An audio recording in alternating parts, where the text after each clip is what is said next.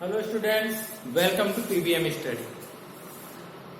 पिछले वीडियो में हमने पढ़ा था एसिड और बेस की डेफिनेशन, जो अलग अलग साइंटिस्ट ने अपनी अलग अलग थ्योरी के द्वारा दी थी, जिसमें अपन ने आर्नियस की, ब्रोंस्टेड लॉवरी की और लुईस कॉन्सेप्ट, ये तीन साइंटिस्ट के बारे में पढ़ा था। इन्होंने एसिड और बेस की अलग अलग डेफिनेशन दी थी।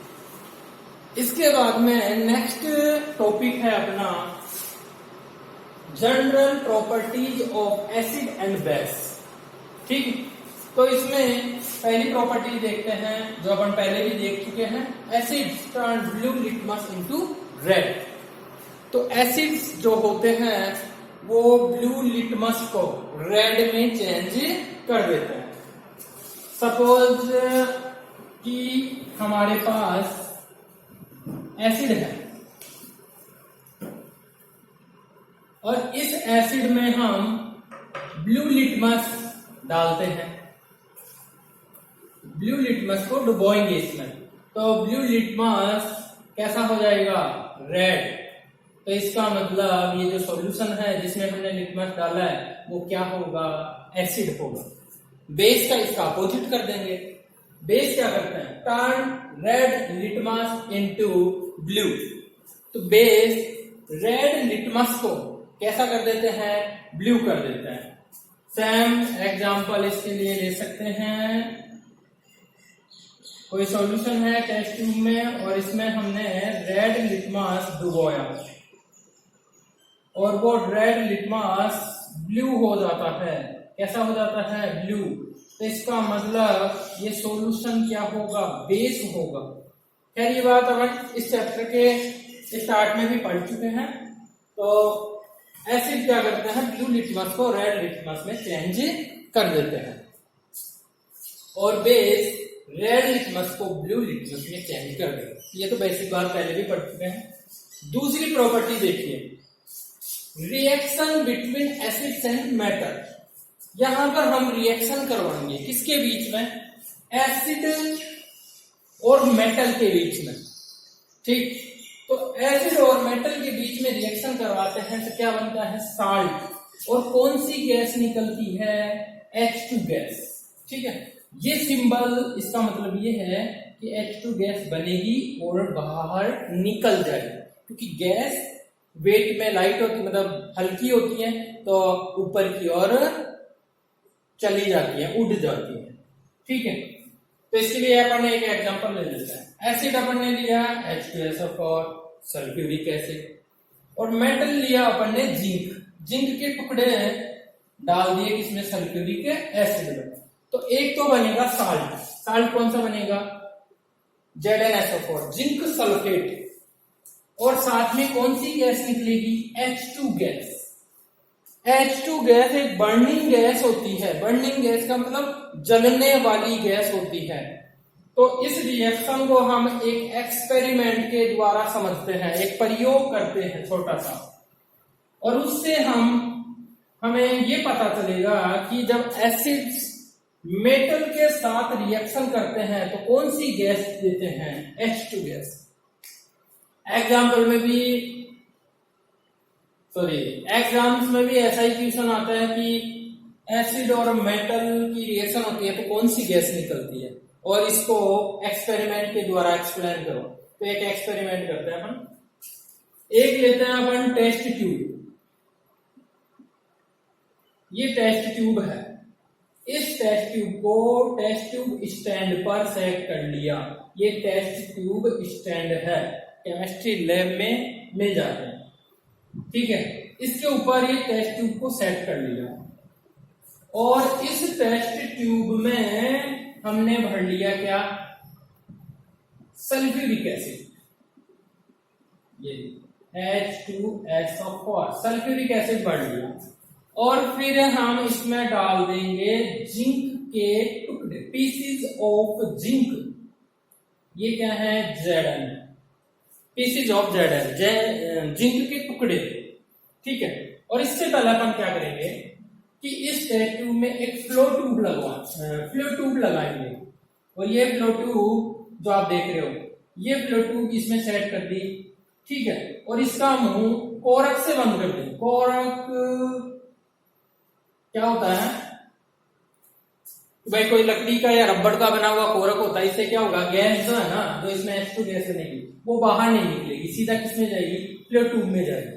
ठीक, और इस फ्लो ट्यूब को डुबो दिया किसमें, सोप सॉल्यूशन में, साबुन के घोल में। एक साबुन का घोल बनाया एक टब में और उसमें फ्लो ट्यूब डूबी हुई है। ठीक है, ये तो अपने पूरा सेट कर लिया। एक टेस्ट ट्यूब ली, स्टैंड पे सेट किया, उसमें एक फ्लो ट्यूब लगाई, मुंह को कॉर्क से बंद कर दिया, फ्लो ट्यूब किसमें डूबी हुई है, सोप सॉल्यूशन में। इतना काम हो गया। अब क्या करेंगे, टेस्ट ट्यूब में कौन सा एसिड लिया, H2SO फॉर सल्फ्यूरिक एसिड, और उसमें क्या डाले, पीसीज ऑफ ZF यानी जिंक के टुकड़े। तो दोनों रिएक्शन करेंगे। तो अभी अपन ने पढ़ा क्या बनेगा, एक तो ZnSO4 जो क्या है, साल्ट है, और साल्ट है तो वो तो कहाँ रह जाएगा, टेस्ट ट्यूब में रह जाएगा। साथ में कौन बनी, H2 गैस। ये H2 गैस हल्की होती है, तो ये H2 गैस ऊपर की ओर उठेगी और इसको कहीं और जाने की जगह नहीं मिलेगी, तो किसमें प्रवेश कर जाएगी, किसमें एंट्री करेगी, फ्लो ट्यूब में। और फ्लो ट्यूब से ये H2 गैस जा रही है, कहाँ गई, सोप सॉल्यूशन में। और जैसे सोप सॉल्यूशन में जाएगी तो क्या होगा, बबल्स निकलेंगे। ये क्या है, बबल्स है, बुलबुले हैं। और इन बुलबुलों में, इन बबल्स में कौन सी गैस भरी हुई है, H2 गैस। ये हैं बबल्स ऑफ सोप, सोप के बबल्स जिनमें क्या भरी हुई है, H2 गैस। अब क्या करेंगे, एक कैंडल लेंगे यानी जलती हुई कैंडल, और उसको बबल्स के पास लेके जाएंगे। तो क्या होगा, बबल्स फट जाएगा, एक तेज आवाज के साथ फटेगा, पोप की आवाज या फट की आवाज आएगी और बबल्स क्या होगा, फट जाएगा। क्यों ऐसी आवाज क्यों आई और ये फटा क्यों, क्योंकि इसके अंदर जो H2 गैस भरी हुई है वो मैंने अभी बताया था बर्निंग गैस होती है, जलने वाली गैस होती है। तो जैसे ही आग उसके पास लेके जाता है तो वो बर्निंग हो, उसका बर्न हो जाता है, यानी कि H2 गैस जल जाती है, और जलती है तो वो एकदम से आवाज उत्पन्न करेगी।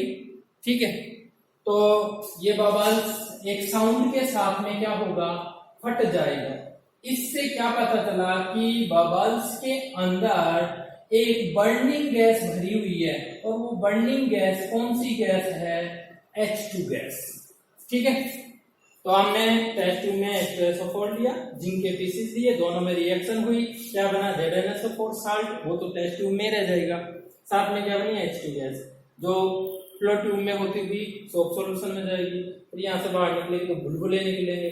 ये बबल्स हैं सोप के, इनमें H2 गैस भरी हुई है, और जब जलती हुई कैंडल इसके पास लेके जाता है तो बबल्स फट जाएगा एक साउंड के साथ, तो H2 गैस की बर्निंग होगी।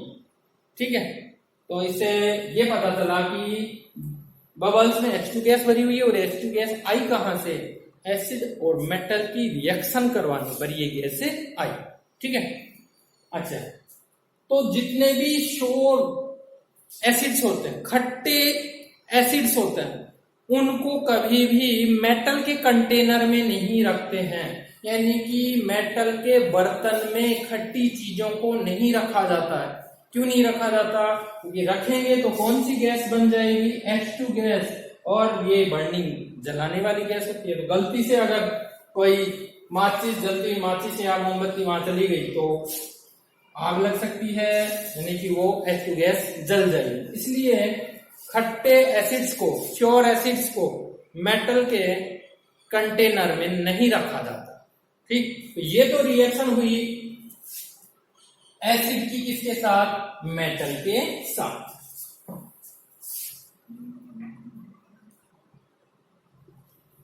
अब हम देखते हैं reaction between base and metal.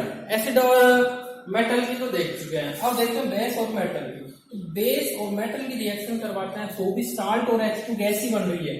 एक एग्जांपल ले लेते हैं हम, बेस ले लिया NaOH, sodium hydroxide, plus metal वही Zn ले लेते हैं, जिंक। ठीक है, अब इससे साल्ट क्या बनेगा, Na2ZnO2 प्लस H2 गैस। ठीक है, ये क्या बना, सोडियम जिंकेट, यानी ये साल्ट है और ये H2 गैस बन गई। तो इसको बैलेंस करने के लिए यहाँ 2 लगाना है, क्योंकि Na2 है तो यहाँ ये 2। तो हमने रिएक्शन करवाई सोडियम हाइड्रोक्साइड की जिंक के साथ, यानी कि बेस की मेटल के साथ, तो साल्ट बना सोडियम जिंकेट और H2 गैस बनी। सेम वही बात है, ये भी H2 गैस बना रहा है, वो भी H2 गैस बना रहा है। लेकिन सारे मेटल्स बेस के साथ रिएक्शन करके H2 गैस नहीं देते हैं, जबकि सारे मेटल्स एसिड के साथ रिएक्शन करके H2 गैस देते हैं। ठीक है, जितने भी मेटल है वो H2 एसिड के साथ रिएक्शन करेंगे, H2 गैस देंगे। लेकिन सारे मेटल बेस के साथ रिएक्शन करके H2 गैस नहीं देते हैं। कोई कोई मेटल ही है जो बेस से रिएक्शन करके H2 गैस देते हैं। सारे मेटल बेस के साथ रिएक्शन करके H2 गैस नहीं देंगे, लेकिन एसिड के साथ रिएक्शन करके H2 गैस देंगे। तो ये दूसरी प्रॉपर्टी हो गई। अब अपन नेक्स्ट प्रॉपर्टी देखते हैं, और अब रिएक्शन करवाते हैं किसके बीच? एसिड की रिएक्शन करवाते हैं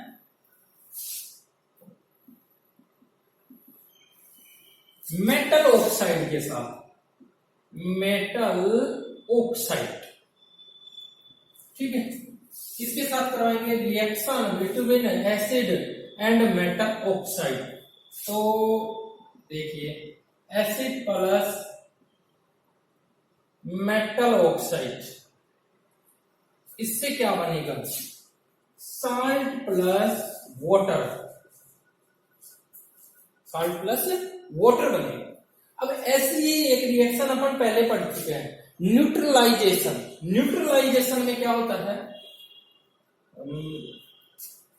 थोड़ा इसके नीचे ऊपर लिख देता हूं मैं। उसमें क्या होता है? Acid plus base,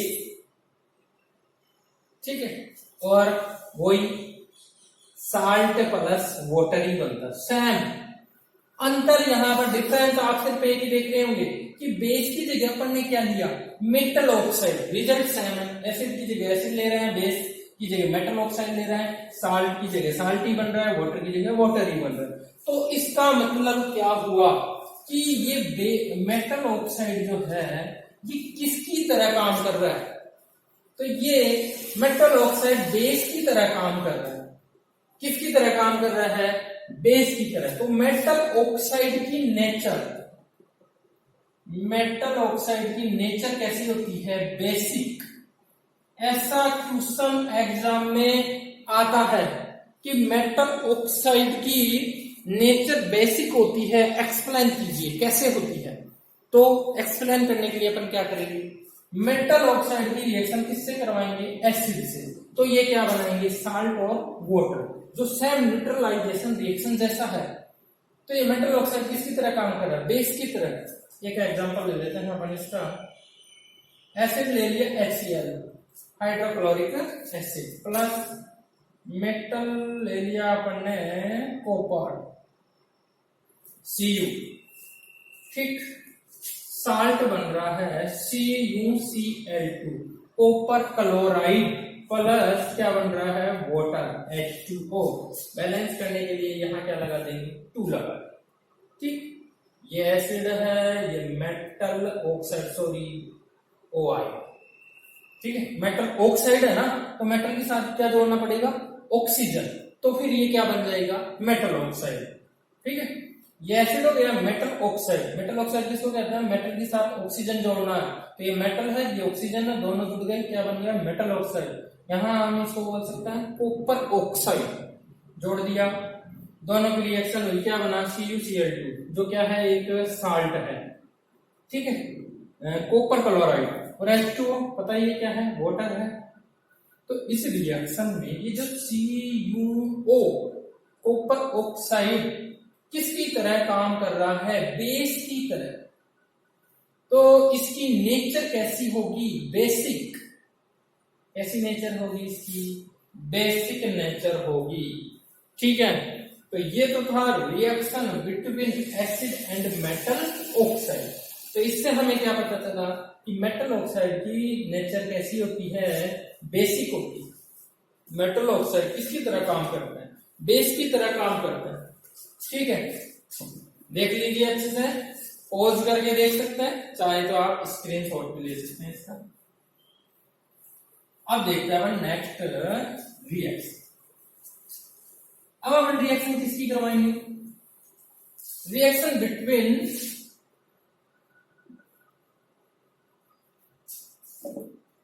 base and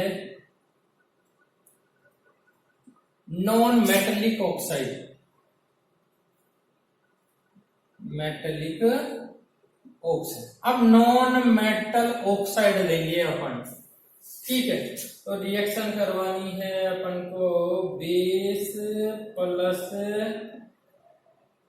non metallic oxide, और क्या बनेगा, same result, water plus salt plus water.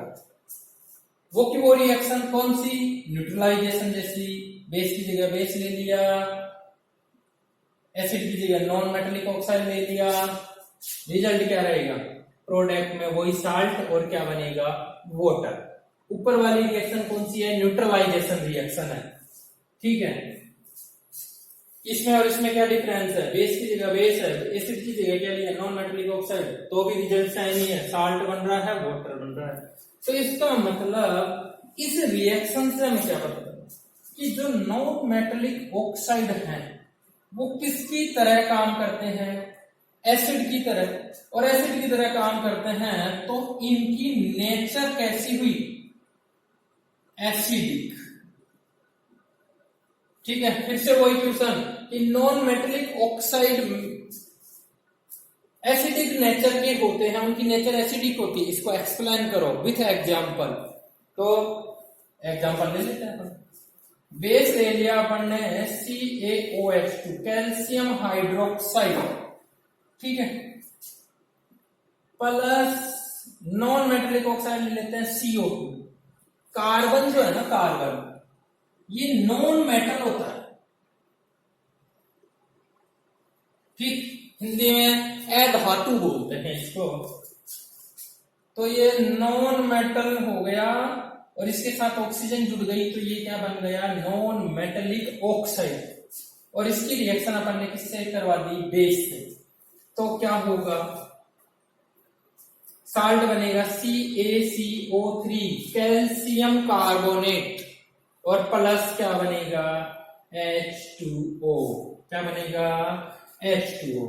ठीक है, अब मैं आपको बताता हूं, हम हमारी मतलब घरों की दीवार पे जो कली करते हैं वो ये है कैल्शियम हाइड्रोक्साइड, और करने के बाद में एनवायरमेंट में CO2 गैस होती है, वो एनवायरमेंट में CO2 गैस उस कली के साथ, जो दीवार पे लगी हुई है, उसके साथ रिएक्शन करेगी और क्या बनाएगी, कैल्शियम कार्बोनेट। तो आप देखते हो कि दीवार के ऊपर सूखी पपड़ियां बन जाती है, कली की पपड़ियां बन जाती है।